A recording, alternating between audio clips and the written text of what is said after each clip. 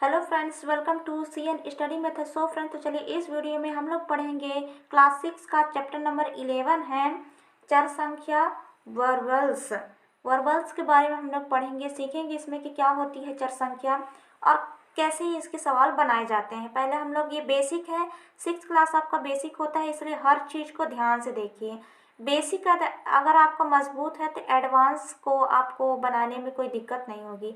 आपको बेसिक, आपको चर संख्या ही पता नहीं है, चर संख्या से संबंधित सवाल आप बना नहीं पाओगे। चलिए वीडियो को बिना देर किए हुए बनाना शुरू करते हैं। आई होप आपको वीडियो पसंद आएगी, तो प्लीज़ वीडियो को लाइक, शेयर एंड सब्सक्राइब जरूर कीजिएगा।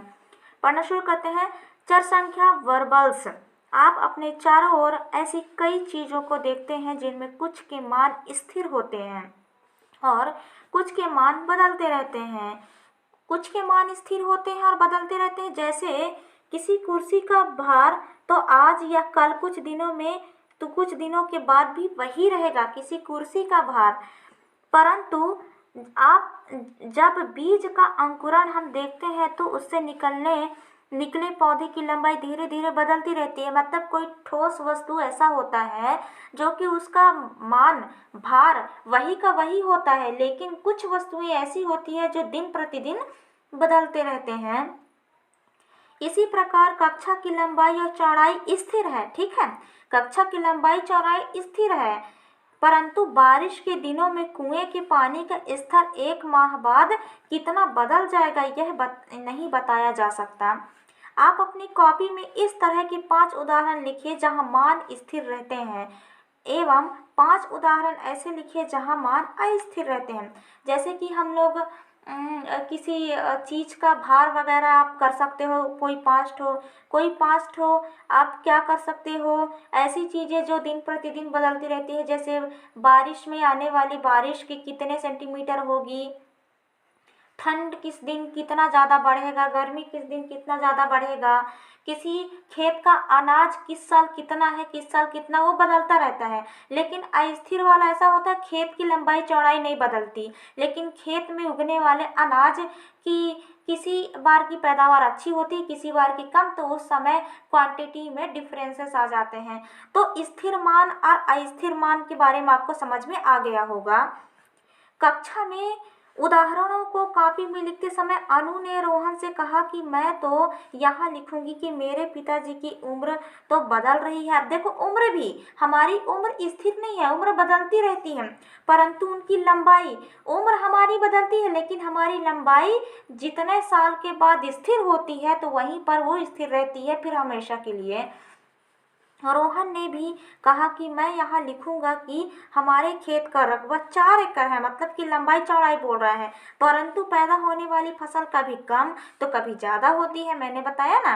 उपरोक्त उदाहरणों में आपने देखा कि कुछ मान तो बदल रहे हैं परंतु कुछ मान स्थिर हैं। नीचे आपको कुछ परिस्थितियां दी गई हैं, आप आपस में चर्चा कर रिक्त स्थानों में परिस्थिति के अनुसार मान स्थिर है अथवा बदल रहे हैं लिखिए। तो चलिए यहाँ पर हम देखते हैं, इजी है। क्रियाकलाप नंबर 1 है परिस्थितियां। सप्ताह में दिनों की संख्या स्थिर होती है, 7 दिन मतलब 7 दिन।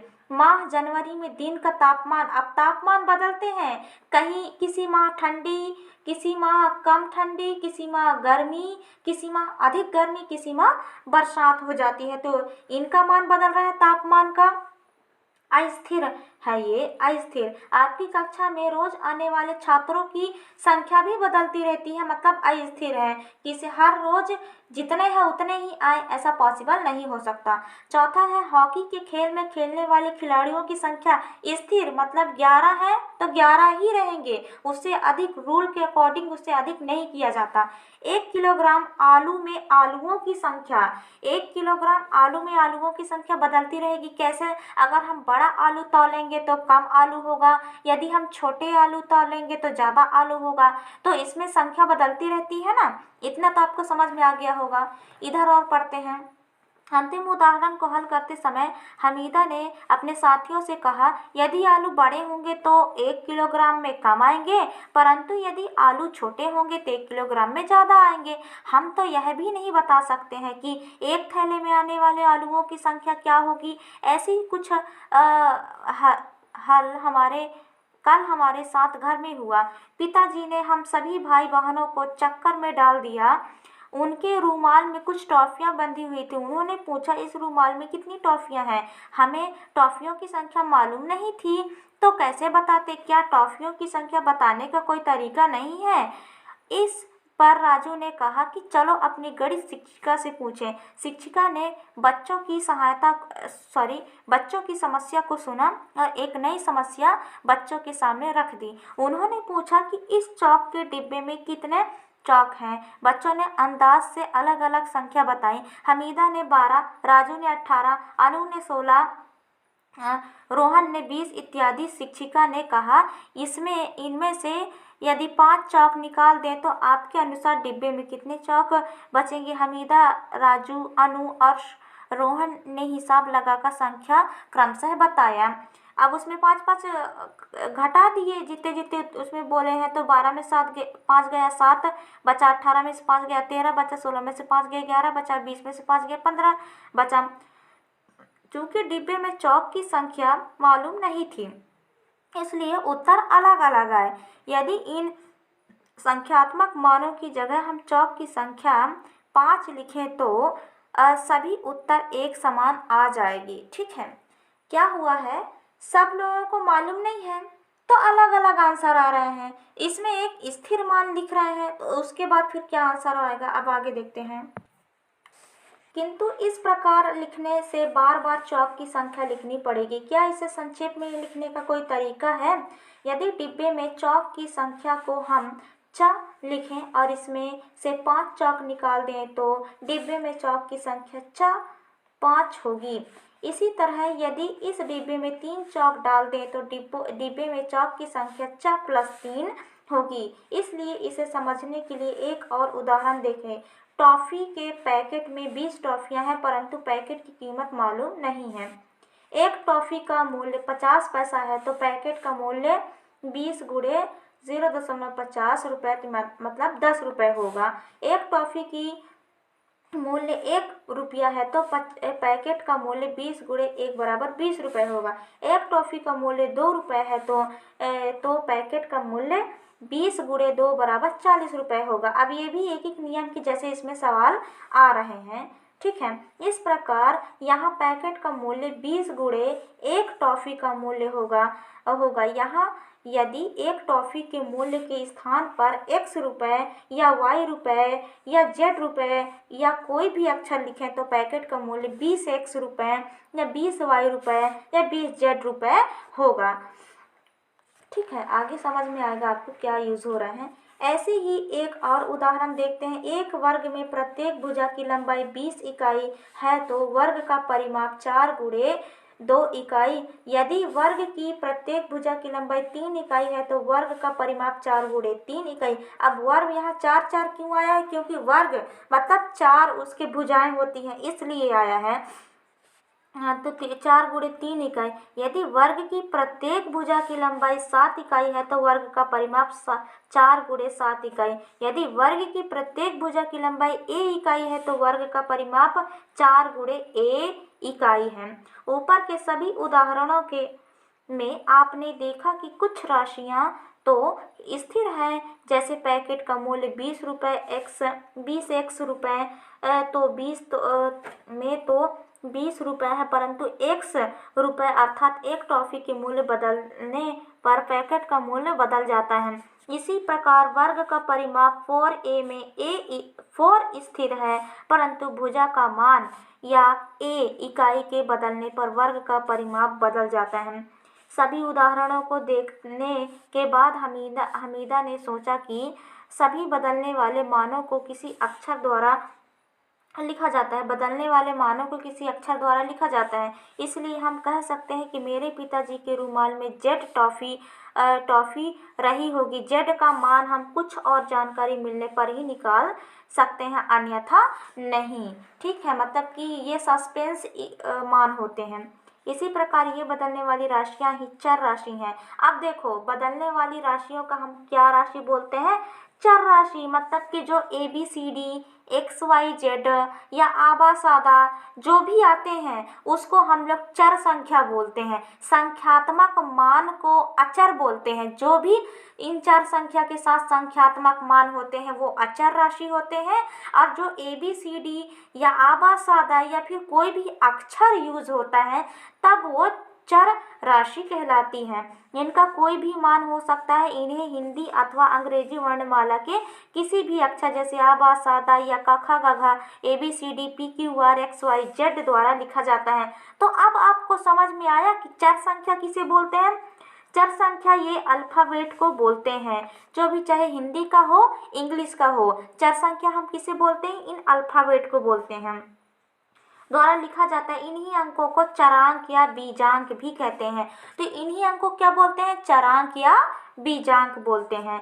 जब भी ऐसी संख्या जिसका मान मालूम नहीं है आती है तब उस संख्या के स्थान पर बीज अंक या चारांक का उपयोग किया जाता है। जब भी किसी संख्या का मान हमें मालूम नहीं होता है, जब भी किसी संख्या का मान हमें मालूम नहीं होता है तब हम इन चरांक या बीजांक, इनको चरांक संख्या या बीजांक संख्या भी बोलते हैं, तो इनका उपयोग करते हैं। जैसे कि माना कि x उम्र, माना कि x नंबर, ऐसे करके हम लोग कई सवाल बनाए होंगे। तो हम लोग चर राशि का प्रयोग करते हैं। जब किसी भी चीज़ का मान ज्ञात नहीं होता है तब हम चरांक या बीजांक का प्रयोग करते हैं। जब भी ऐसी संख्या जिसका मान मालूम ना हो, जब भी ऐसी संख्या जिसका मान मालूम नहीं है आती है तब उस संख्या के स्थान पर बीज अंक या चरांक का उपयोग किया जाता है। जब भी किसी संख्या का मान मालूम नहीं होता है तब बीज अंक या चरांक का उपयोग किया जाता है। इन बीजांक या चरांकों के उपयोग से प्रश्न हल करना आसान हो जाता है। इन बीजांक और चरांकों के उपयोग से प्रश्न को हल करना आसान हो जाता है। आई होप फ्रेंड्स आप लोगों को यहाँ पर समझ में आ गया होगा कि चर संख्या किसे कहते हैं। बाकी जो शुरुआत में जो बातें कर रहे थे वो आपको शायद बोरिंग लग रहा होगा, लेकिन अभी आपको पता चला कि चरांक और बीजांक किसको बोलते हैं। यही होती है चर संख्या। ठीक है, यहाँ पर कुछ और हैं। इस प्रकार अंकगणित में व्यापीकरण के लिए भी चरों का उपयोग किया जाता है। जैसे पहला, किसी संख्या तथा उसके बाद आने वाली संख्या के बीच क्या संबंध है। 4 के बाद आने वाली संख्या क्या है, वह संख्या 5 अर्थात 4 + 1। इसी प्रकार 1000 के बाद आने वाली संख्या क्या है, यह संख्या 1001 है अर्थात 1000 में 1 जोड़ देंगे। अतः यदि कोई संख्या दी गई हो तो उसके बाद वाली संख्या दी गई संख्या में 1 जोड़कर प्राप्त की जाती है। यदि कोई संख्या x है तो उसके बाद आने वाली संख्या x + 1 होगी। आप क्या चर में पूछा है तो x + 1। दूसरा, इसी प्रकार क्या आप किसी संख्या के पहले आने वाली संख्या के लिए नियम बना सकते हैं। तीसरा है, क्या आप सम संख्याओं को चरांक के रूप में लिख सकते हैं। 2, 4, 6, 8 इत्यादि सम संख्याएं हैं। इन सभी संख्याओं का एक गुणनखंड 2 है अर्थात किसी भी पूर्णांक संख्या को 2 से गुणा कर सम संख्या प्राप्त की जा सकती है। मान लें कि n कोई प्राकृत या गणना संख्या है तो 2n एक सम संख्या के रूप में लिखी जा सकती है। ठीक है। चौथा है, क्या आप विषम संख्याओं को चरांक के रूप में लिख सकते हैं। यदि संख्याओं को देखें तो आप यह पाते हैं कि सम और विषम संख्याएं एक के बाद आती हैं अर्थात विषम सम इस प्रकार से। ठीक है, पहले विषम आती है, फिर सम आती है, फिर विषम आती है, फिर सम आती है। इनको बोला है कि आप चरांक में लिख सकते हैं कि नहीं। हम इनको तो लिख सकते हैं सम संख्या को। अब आगे विषम, जैसे 1, 2, 3, 4, 5, 6, 7, 8। यहाँ प्रत्येक सम के पहले वाली संख्या विषम है तथा बाद वाली संख्या भी विषम है। आपने इसके पहले सम संख्याओं को 2n से बताया है। किसी संख्या के पहले आने वाली संख्या x 1 है तथा बाद में आने वाली संख्या x + 1 है तो किसी सम संख्या अर्थात 2n के पहले आने वाली संख्या 2n - 1 होगी और बाद में आने वाली संख्या 2n + 1 होगी। अब प्लस और माइनस क्यों लिखा है? जब पहले आने वाली संख्या पूछेगा तो माइनस लगाएंगे और बाद में आने वाली संख्या पूछेगा तो प्लस लगाएंगे। इस प्रकार 2n-1 या 2n+1 विषम संख्या के लिए लिखा जा सकता है। नीचे दी गई संख्या देखो, यहाँ पर क्या बोला है कि 2n मतलब कि 2 के पहले 1 आता है तो 2n-1 और 2 के बाद 3 आता है तो 2n+1 ये बताया है। अगर इसकी पहले के पूछेंगे तो घट जाएगा और बाद का पूछेंगे तो जुड़ जाएगा। संख्याएं जो किसी नियम से जुड़ी हैं, पहला पद, दूसरा पद, तीसरा पद, सातवां पद, नौवां पद और nवां पद जुड़ी हुई है। 3, 6, 9, 12 इत्यादि। 3 पहला पद, 6 दूसरा पद, 12 तीसरा पद, 7वां पद, 21 सातवां पद और 27 नौवां पद और 3n nवां पद हो गया। इसी प्रकार से ये संख्याएं कैसी जुड़ी हुई हैं? ये संख्याएं सब आपस में 3 से गुणा की गई हैं। 3 से देते 3 गुणे नहीं 2 से 2 तिया 6, फिर इसका 2 से गुणा हुआ है तो 2 छक्का 12, फिर 2 से नहीं ऐसा नहीं हुआ है, ये 3 के पहाड़ा का ही दिया हुआ है। ठीक है, 3 के पहाड़ा का। अब यहाँ पर 5, 8, 14 है। 5, 8, 14 है। उसके बाद फिर क्या आएगी? यहाँ पर सीक्वेंस है। 5 में 3 जोड़े तो 8, 8 में 3 जोड़े तो 11, 11 में 3 जोड़े तो 14, 14 में 3 जोड़ेंगे तो कितना आ जाएगा? यहाँ पर 15, 16, 17, 14 में इतना, 17 में 3 जोड़ेंगे तो कितना आ जाएगा? 20, 20 में 3, अब कितना जोड़े हैं हम लोग? 3n जोड़े हैं। यहाँ पर 7 में कितना जोड़े हैं? 3 में 4 जोड़े हैं तो 7, 7 में 4 जोड़े हैं तो 11, 11 में 4 जोड़े हैं 15, 15 में 4 जोड़ेंगे तो यहाँ पर कितना आ जाएगा? 19, 19 में 4 जोड़ेंगे तो 20, 21, 22, 23, 23 आ जाएगा। और यहाँ पर कितना जोड़े हम लोग? 4 जोड़े हैं। इस प्रकार ये सीक्वेंस आपको बता रहा है। प्रश्नावली यहाँ पर क्या पूछा है? एक वृत्त का व्यास उसकी त्रिज्या से 2 गुना है। वृत्त क्या होता है? वृत्त को हम माना कि व्यास d है। ठीक है, माना कि व्यास d है, वह त्रिज्या r है तो इसकी 2 गुना है तो d बराबर त्रिज्या 2 गुनी है तो 2r हो जाएगा। इस प्रकार से। ठीक है। दूसरा, एक आयत का क्षेत्रफल उसकी लंबाई एवं चौड़ाई के गुणनफल के बराबर है। एक आयत का क्षेत्रफल, ठीक है, क्षेत्रफल को हम एक आयत का क्षेत्रफल है एरिया, लंबाई उसकी, लंबाई और चौड़ाई, लंबाई a है, चौड़ाई b होगा तो a बराबर कितना हो जाएगा? a और ये b हो जाएगा। ठीक है। फिर तीसरा, विक्रय मूल क्रय मूल तथा लाभ के योग के बराबर होगा तो विक्रय मूल को s से दर्शाया है बराबर CP क्या होगा? क्रय मूल्य और ये P इतना हो जाएगा। लाभ के बराबर ये क्या हो जाएगा? विक्रय मूल बराबर क्रय मूल्य प्लस लाभ हो जाएगा, प्लस लाभ। फिर चौथा, किसी संख्या में दूसरी संख्या को जोड़ा जाए। किसी संख्या में दूसरी संख्या को जोड़ा जाए।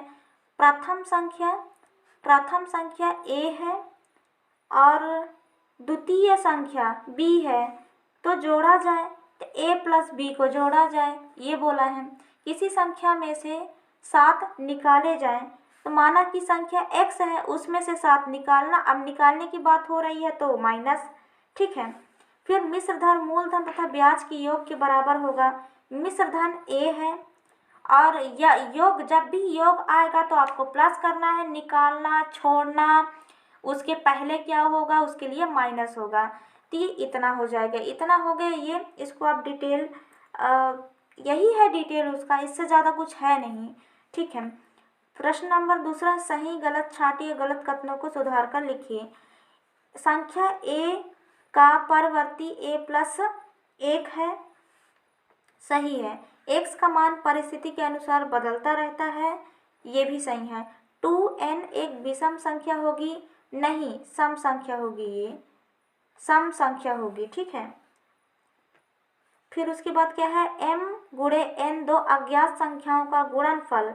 गुणनफल क्या होगा, अज्ञात संख्याओं का गुणनफल है, दो अज्ञात संख्याओं का गुणनफल है, ये क्या है, सही है। पढ़े थे हम लोग m गुणे n बराबर mn, पढ़े थे। चरांकों को समानता अंग्रेजी वर्णमाला के छोटे अक्षरों से दर्शाते हैं, सही। इतना हो गया प्रश्नावली कंप्लीट, ठीक है। आई होप आपको समझ में आया होगा। नेक्स्ट हमने सीखा जो अक्षर संख्याओं को दर्शाने में काम आते हैं उन्हें अक्षर संख्या कहते। जो अक्षर संख्याओं को दर्शाने में काम आते हैं उसे अक्षर संख्या, जैसे जो अल्फ़ाबेट और आनार मतलब क्या आबासादा, ये सब क्या है, अक्षर संख्या है। दूसरा, ये अक्षर चरांक के रूप में संख्याओं को ही दर्शाते हैं, अतः वे उन सभी नियमों का पालन करते हैं जो संख्याओं द्वारा की जाती है। मतलब जो अक्षर को हम लोग संख्या के रूप में दर्शाते हैं वो वही नियम का पालन करती है जो नियम का पालन संख्या करती हैं। तीसरा, वह राशि जिसका एक निश्चित संख्यात्मक मान हो अचर राशि कहलाती है। वह राशि, देखो अब अचर राशि की हम लोग क्या पढ़ रहे हैं, चर राशि। चर राशि किसे बोलते हैं, जो अल्फाबेट है, आबासादा है, वो चर राशि। और बाकी जो संख्यात्मक मान है, बाकी जो संख्या में लिखे जाते हैं उसको अचर राशि बोलते हैं। जैसे 2x है तो x है चर संख्या लेकिन 2 है अचर संख्या, ठीक है। चौथा, वह राशि जिसके कई संख्यात्मक मान हो चर राशि कहलाती है। वह राशि जिसके कई संख्यात्मक मान, जैसे इसमें 2x है तो x क्या है, चर राशि है, इसके संख्यात्मक मान क्या है, 2 है, ठीक है। फिर पांचवा, अंक गणित में हम एक निश्चित मान वाली संख्या का उपयोग करते हैं, जबकि बीज गणित में ऐसे अक्षरों का प्रयोग करते हैं जिसका मान 1 से अधिक हो। अंक गणित में हम निश्चित मान वाली संख्या का प्रयोग करते हैं, लेकिन बीज गणित में हमको ऐसे मान बीज गणित में ऐसे अक्षरों का प्रयोग करते हैं जिनका मान 1 से अधिक हो सकता है। छठवां, किसी संख्या का बीजीय भाग चर राशि कहलाता है। किसी संख्या का बीजीय भाग चर राशि के p बराबर 4a में p और a चर राशि है। देखो p और a चर राशि है लेकिन 4 क्या है, अचर राशि है। आई होप आपको चर संख्या वाली जो हम पाठ पढ़ रहे हैं वो आपको अच्छे समझ में आया होगा कि चर संख्या और अचर संख्या किसे कहते हैं, जिसमें 2a+2 है, जिसमें a क्या है, a है चर संख्या और ये 2 है अचर संख्या, ठीक है। आई होप फ्रेंड्स आपको इस वीडियो में चर संख्या और अचर संख्या समझ में आया होगा। तो प्लीज़ वीडियो को लाइक कीजिए, शेयर कीजिए एंड सब्सक्राइब जरूर कीजिए। चलिए मिलते हैं नेक्स्ट न्यू वीडियो के साथ, तब तक के लिए धन्यवाद।